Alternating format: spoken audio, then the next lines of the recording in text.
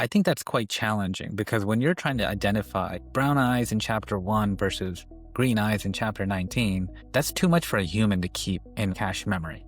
We have to be able to document that somehow and then cross-reference it. And the best way I'm thinking in the past would be a script, like a computer script identifying this. These days, I'm feeding the whole thing to Gemini, which has a context value of like 1,000 pages, and then it can quickly identify that these are the 5 things that don't make sense, and then out comes the result. Yeah, I mean, that's a great question. I wonder how much the publishers themselves are going to do that. I think it's certainly a risk for these proofers and copy editors going forward. Yeah, those jobs may be in jeopardy in the future.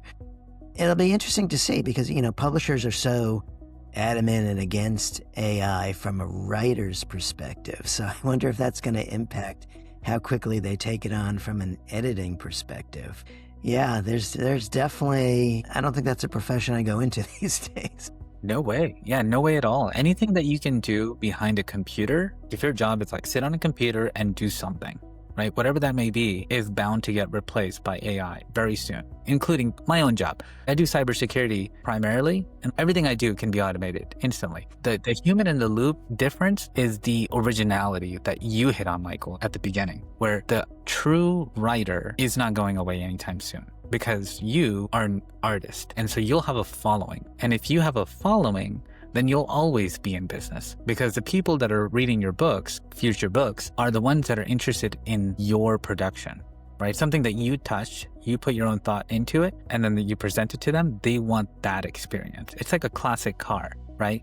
They want that particular car because it was designed a certain way. It's part of the year. It gives them this feeling of nostalgia. Maybe they remember something. That's the originality that you're selling. The recreation and the AI, that's just like getting a consumable product today and you just use it. Like there's no relationship with it. You just use it and you toss it and then you came over. So that's really where the intrigue is that original author, artist, writer. Yeah, that sounds right. Sounds good to me too. Yes. No, I fully believe that.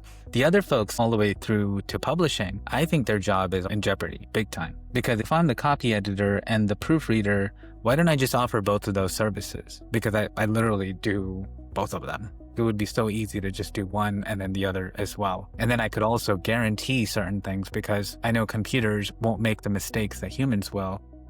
So there'll be a higher threshold that people can hold me accountable to. And then the efficiency alone is going to be so much beneficial to the publisher because before it took us 2 weeks when we got it to the copy and then it would get over to this guy and then this guy and then he's on vacation, it's holidays. Well, no, now we can just turn around the whole thing from Monday to Friday and then we have it right back to Michael to do that final review and then out the door, right? So publishers would definitely be relying on AI. I have to believe that. And then it's just a matter of how many more things can they automate and make efficient.